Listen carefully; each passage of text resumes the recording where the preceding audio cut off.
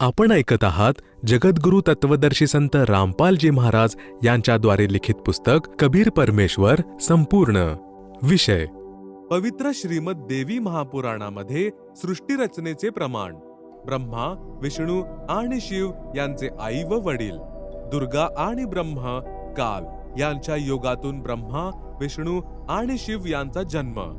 पवित्र श्रीमद देवी महापुराण, 3रा स्कंद, अध्याय 1 ते 3. गीता प्रेस, गोरखपूर येथून प्रकाशित.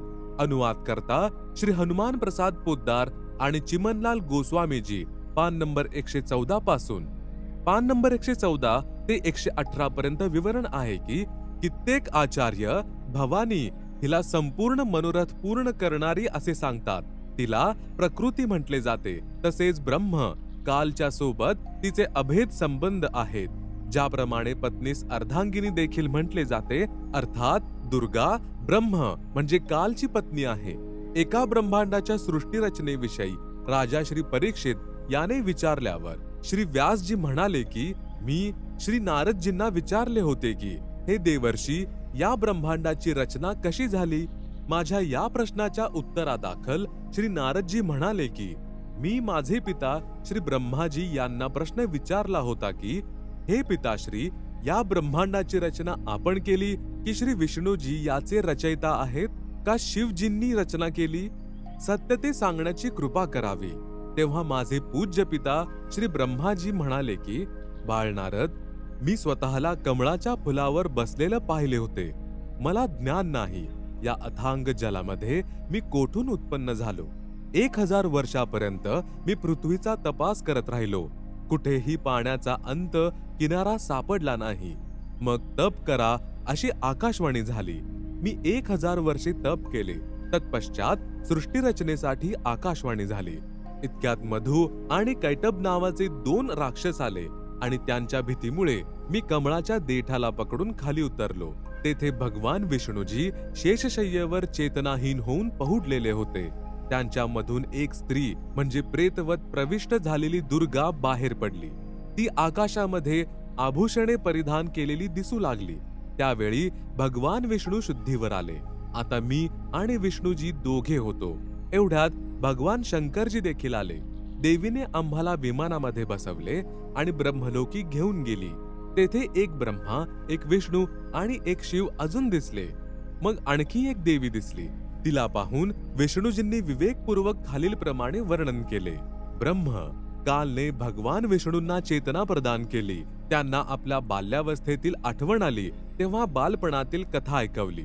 पान नंबर 119 ते 120 वर भगवान विष्णूजी हे श्री ब्रह्माजी आणि श्री शिवजींना म्हणाले की ही आपणा तिघांचीही माता आहे. ही जगत जननी प्रकृती देवी आहे. मी या देवीला तेव्हा पाहिले होते जेव्हा मी एक लहान बालक होतो. ही मला पाळण्यामध्ये झोके देत होती.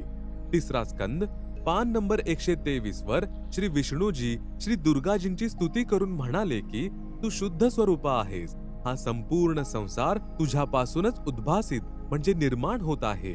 मी म्हणजे विष्णू, ब्रह्मा आणि शंकर आम्ही सर्व तुझ्या कृपेनेच विद्यमान आहोत. आमचा आविर्भाव म्हणजे जन्म आणि तिरोभाव म्हणजे मृत्यू होत असतो. अर्थात आम्ही तीनही देव नाशवान आहोत. केवळ तूच एक नित्य म्हणजे अविनाशी आहेस. जगत जननी आहेस, प्रकृती देवी आहेस. भगवान शंकर म्हणाले, देवी, जर महाभाग विष्णू तुझ्यापासून प्रकट म्हणजे उत्पन्न झाले आहेत तर त्यांच्यानंतर उत्पन्न झालेले ब्रह्माही तुझेच बालक झाले. मग मी तमगुणी लीला करणारा शंकर काय तुझं अपत्य नाही झालो? अर्थात मलाही उत्पन्न करणारी तूच आहेस. विचार करा. वरील विवरणावरून सिद्ध झाले की श्री ब्रह्माजी, श्री विष्णूजी, श्री शिवजी नाशवान आहेत.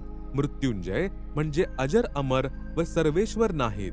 आणि दुर्गा म्हणजे प्रकृतीचे पुत्र आहेत. आणि ब्रह्म म्हणजे काल सदाशिव यांचा पिता आहे. 3रा स्कंद, पान नंबर 125 वर ब्रह्माजी यांनी विचारले की हे माते, वेदांमध्ये ज्यांना ब्रह्म म्हटले आहे ते तूच आहेस की अन्य कोणी प्रभू आहेत? याच्या उत्तरादाखल येथे तर दुर्गा म्हणते की मी आणि ब्रह्म एकच आहे.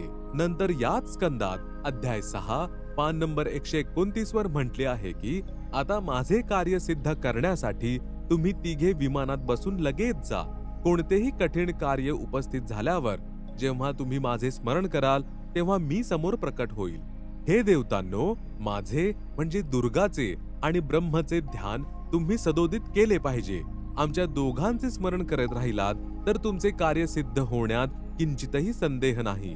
वरील व्याख्यांवरून असे स्वसिद्ध होते की दुर्गा म्हणजे प्रकृती आणि ब्रह्म म्हणजे काल हेच तीनही देवतांचे आई वडील आहेत.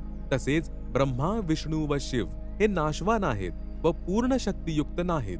तीनही देवतांचा म्हणजे श्री ब्रह्माजी, श्री विष्णूजी, श्री शिवजी विवाह दुर्गा म्हणजे प्रकृती देवीने केला. स्कंद 3 पान नंबर 128 व 129 वर गीता अध्याय नंबर 7 मधील श्लोक नंबर 12. ये च एव सात्विकाः भावाः राजसाः तामसाः च ये मतः एव इति तान विद्धि न तु अहम तेषु ते मयी. अनुवाद च अजून एव देखील ये जो सात्विकाः सत्वगुण विष्णूजींचा स्थिती, भावाहा भाव आहे आणि ये जो राजसाहा रजगुण ब्रह्माजींचा उत्पत्ती च आणि तामसाहा तमगुण शिवजीकडून संहार आहे. तान ते सर्व तू मतहा एव माझ्याद्वारे सुनियोजित नियमानुसारच होणारे आहेत. इति असे विद्धी जाण तू, परंतु वास्तविक तेषु त्यांच्यामध्ये अहम मी आणि ते मयी माझ्यामध्ये न नाहीत.